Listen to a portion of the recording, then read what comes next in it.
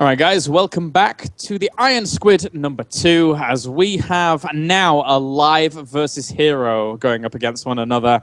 And I mean, this is potentially the most anticipated match of the entire group, unless, of course, you're a HerO and Symbol fan.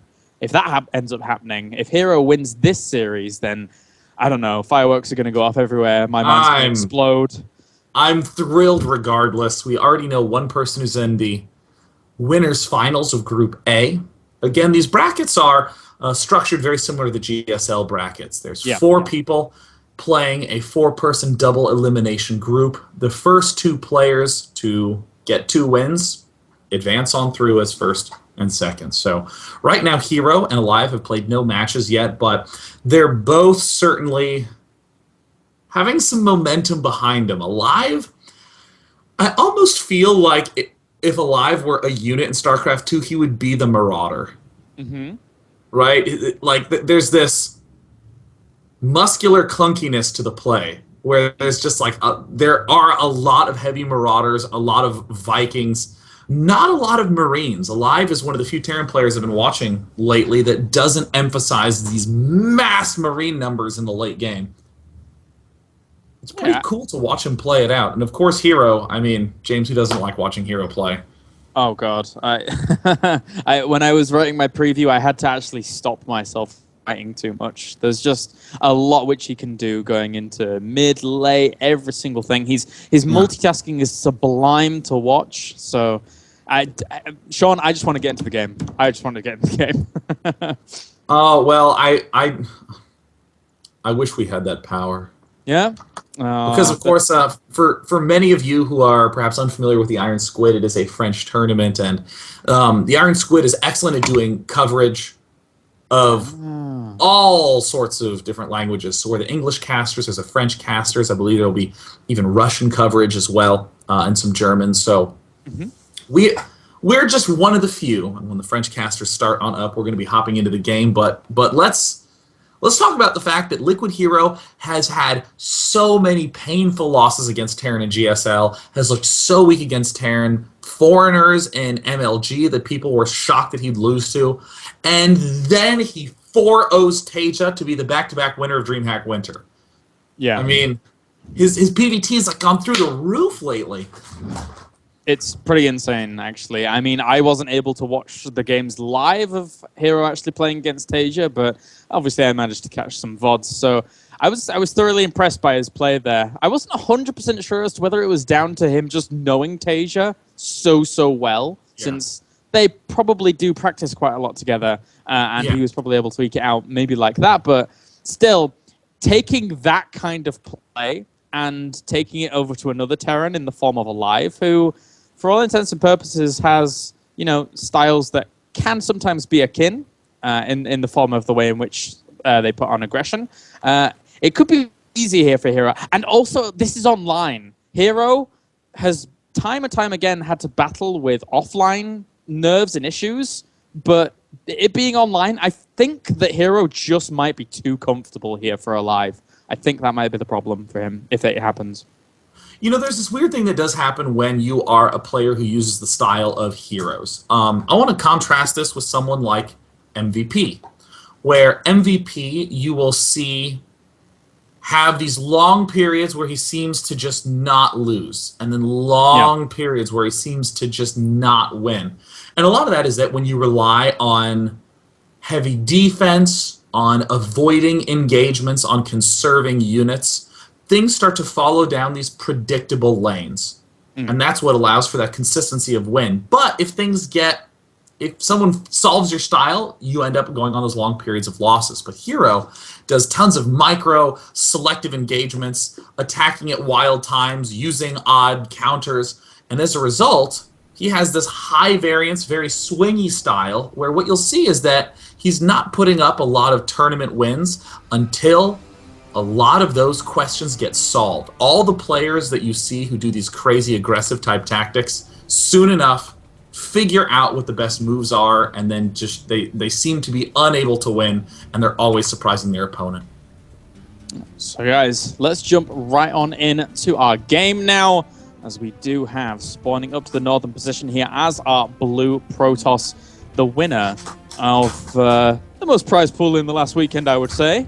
And he goes name of Liquid HerO. And down in the bottom left from Team Fnatic RC will be aLive, who I'm sure many of you know him rise to fame with his victory over Squirtle in IPL 4. IPL 5, of course, happening this weekend. So, I mean, their aLive, again, showcased a very Marauder-heavy style of play. The current norm in this matchup is to go for the early 2 barracks with is to go for the early 2 barracks with Reactor and the single barracks with Tech Lab. But aLive is more of a extra Tech Lab barracks sort of guy. Yeah, it's kind of it does work out quite well for him. And also on this map, sometimes you end up seeing plays like that, for example, but also with Reaper expands are something that can be a common feature on this map. But aLive, where are you going? Uh-oh. Hello. Oh, excellent. The 2 racks play. Love this, love this, love this on this map. There's a lot of locations to hide the 2 racks. It's close positions by ground. Cloud Kingdom, in my eyes, is just one of the best design maps ever. I think it's freaking brilliant. Yeah. Now, the question is, I mean, do you think HerO is the sort of player who will be cutting the first Zealot and then just going Stalker Expand? I mean, I sincerely hope not. I'm a huge fan of getting the Zealot in almost every single case. One, because it's great to delay if your opponent wants to try and engineer and block your base. And 2, getting a Zealot as 2 racks is super important. And 2 racks is becoming more common, actually, nowadays. It has swings in popularity, but nowadays I'm seeing it quite a lot. We saw it a lot at Intel Extreme Masters Singapore, actually. I mean, it is kind of funny how the 2 racks is just constantly going all around styling. Oh no, HerO's gonna waltz right on over onto that barrack. So now HerO is very well aware of what he's gonna be up against. I think HerO even in turn realizes how common this is becoming nowadays. We saw it come from Sting. We've seen a lot of Terrans that have been well known for macro games just go for it as well. And aLive here, I mean, this is what aLive does a lot online. I see him seen him in a lot of weekly tournaments and stuff like that, where he just goes 2 racks against like every single race and actually makes it work out super well. So, but behind it, he can macro it quite nicely as well, which is pretty cool. Now, this is a really interesting move that we're seeing aLive perform that we don't see hardly anyone else perform, actually. aLive is not using this to put on early pressure, and we even see HerO answering with the early gateway and the mega delayed Nexus. No, what's aLive doing? He's using this as an opportunity to just power heavily whilst avoiding a bunker, but it looks like HerO even has an answer for that. He's doing the swing around attack. Oh my god, is this going to do a lot of damage? It could. That one Zealot and Stalker now putting on the pressure here. He could actually kill off some few SCVs. Nice micro here from aLive. It does lose that SCV in the end, but these Marines are doing a pretty good job against that Zealot as well. Will catch it to block the Stalker from actually retreating out and get it. That was really well done. Man, aLive on point, going for the double command center answer, and this is one of these situations that I'm sure you could think up on paper, but you just never, ever really see. What does HerO have to do now? This one Stalker has to be exclusively on Watchtower duty. It's almost too risky to move out anywhere else. So it looks like there now HerO is going to be securing that Watchtower and is pretty much going to be forced to chill. The second Stalker in the back maybe can do something else a little bit cute, but HerO going for that Robo facility. I mean, in my eyes, the only thing that he can rely on this point is going Observer and then straight for Colossus. He's going to poke up once again with the Stalkers. Not really do too much with that, though. As for now, he will pull back just for a second. Now, in terms of a mid-game in PvT from the Protoss point of view, Sean, what's your flavor? What do you really like? There's a lot of stuff that can occur from Protoss, and then they end up dictating what the Terran does, but what's your real flavor? You know, I will say, before I even give an answer, no matter what you do, your question or your answer always has to have some way to defend against the 10-minute inevitable Marine medevac push or Marine Marauder medevac push. That is the standard. So you need to be able to deal with direct pressure at the front and, of course, drops at the other side. So I personally prefer going for lots of gateways and leaving them idle and a fast third if I can. And if I can't get that third up, just focus on upgrades. It's a very basic thing to do when you are confused. If I know what he's up to, I certainly want to be going for something more Twilight Council focused, but I mean, going straight for this robotics bay, as we're seeing HerO do, I think, honestly, you have to do that if you don't know what's up. Yeah, it's the one thing that says, as soon as that 10-minute mark push comes with Marines, Marauders, and Medivacs, then he sees a Colossus and he, oh, well, I better leave for now then. Or some Terrans do decide to say, I'm going to rely on my superb control to try and flank or try and deal with it, because sometimes they don't actually have thermal lance at that point, which is something that, you know, Marauders try and exploit. But for now, aLive is defending this really nicely. He spotted the pylon. He knows that this is all going on, but this isn't really any aggression from HerO. This is just him saying, hello, I'm knocking on your door. Defend, defend, defend. You can't move out right now. Now, here's something a little counterintuitive. We see that one forge going down. If HerO wants to be aggressive, he'll build 5 gateways. If he wants to be defensive, he'll build 6 gateways, which doesn't sound like it makes sense, but if you're building constantly out of all those gateways, you can only really support 5 and the Colossus. But if you want to be defensive, you want to leave as many gateways as you can idle. So that way, if he does a drop, you can warp in 6 units right away. It's easier to be responsive if you have plenty of idle gateways. So the real question coming up from HerO is he in defense mode or is he in offense mode? There's the scan from aLive. Yeah, that's pretty darn money, that. Grabbing the fact that there's Colossus Robo Bay on the way, as well as Forge, and the fact that he's actually upgrading on that Robo Bay. So now he knows that his opponent is 95% likely committing to some Colossi number early on. There's the other 5% that could be Warp Prisms B, but you very rarely see that at this point in the game.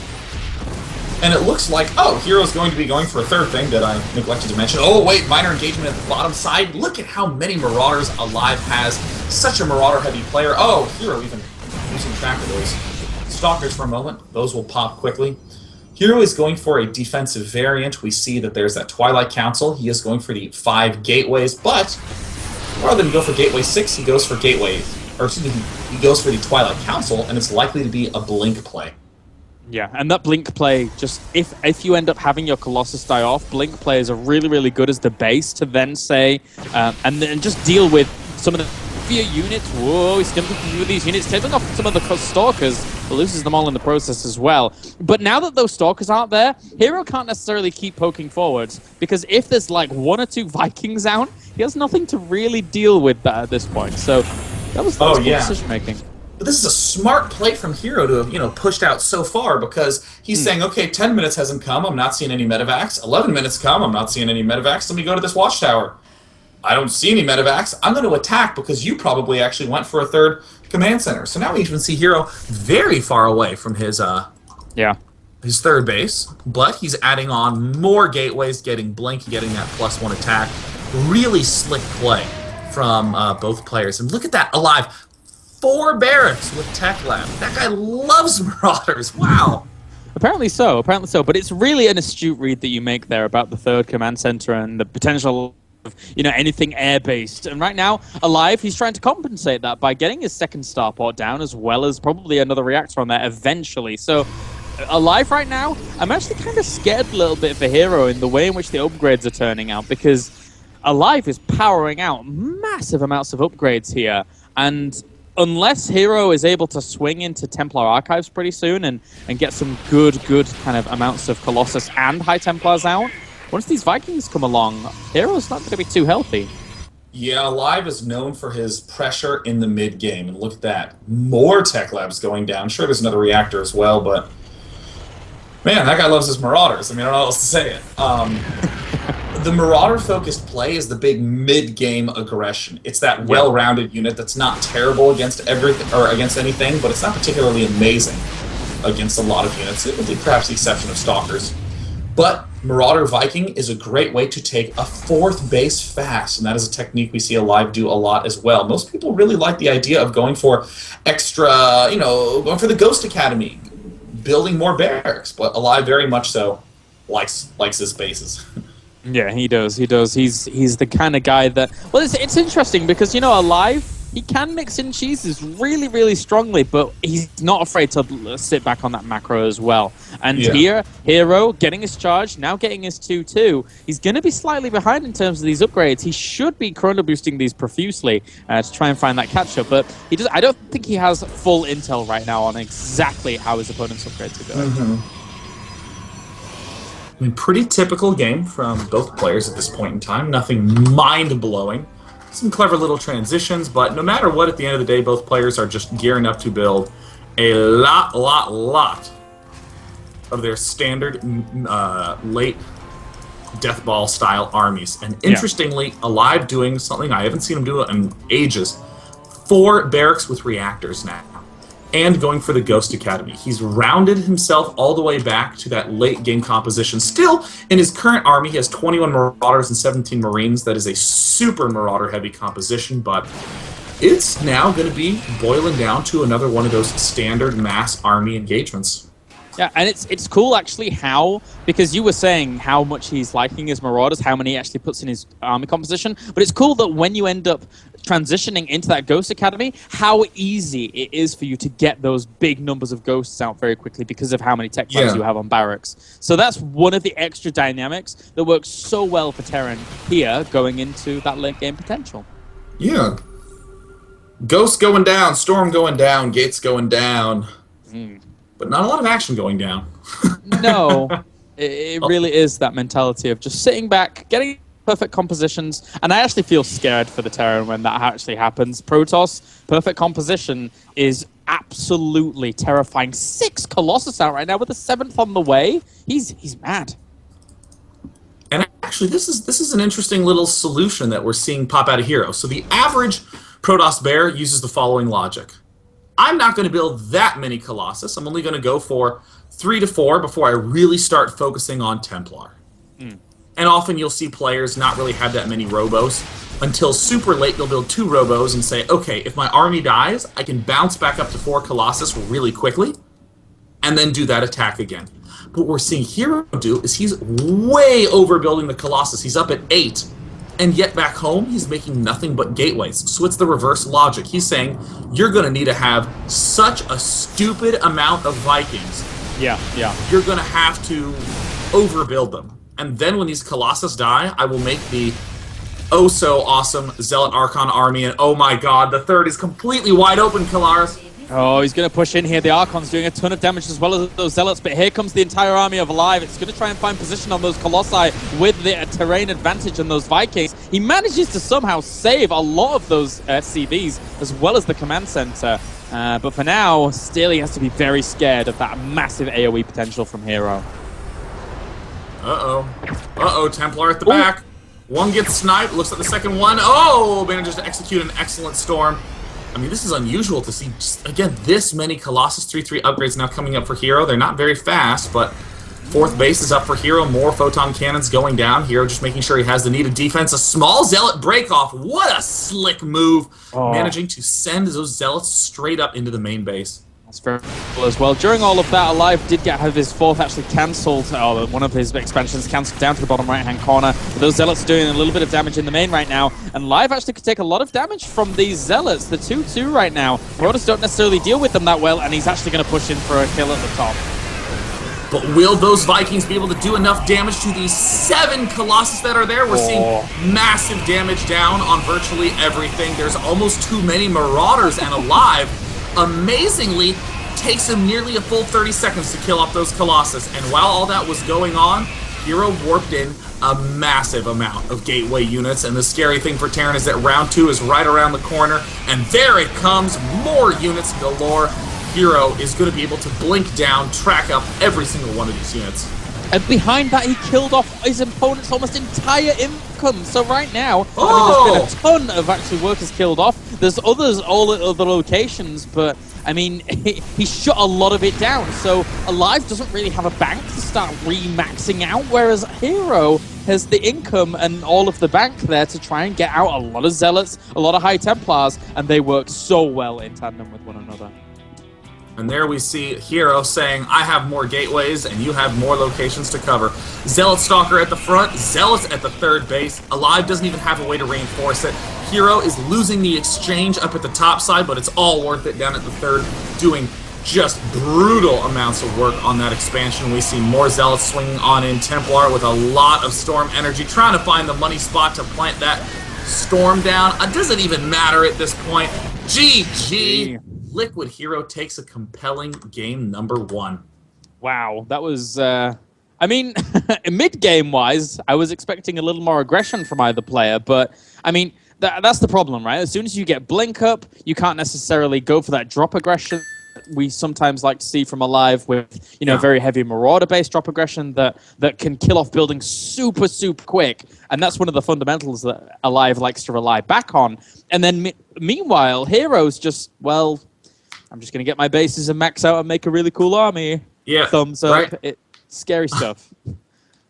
Well, that means that right now, HerO is up 1-0 against aLive. HerO's 1 game away from going up against Symbol in the Group A Winners Finals, and the winner of that will be the first person who advances. But now, the next map will be on Antigua Shipyard, which is a map that is largely considered one of the most difficult to deal with Terran mid-game aggression. Drops can hit your main and your natural equally, and defending from the other side is a world of pain. So without any further ado, we'll be stepping away to a break so we can be heading into Game 2 of Group A Iron Squid Chapter 2 between Liquid HerO and Fnatic aLive.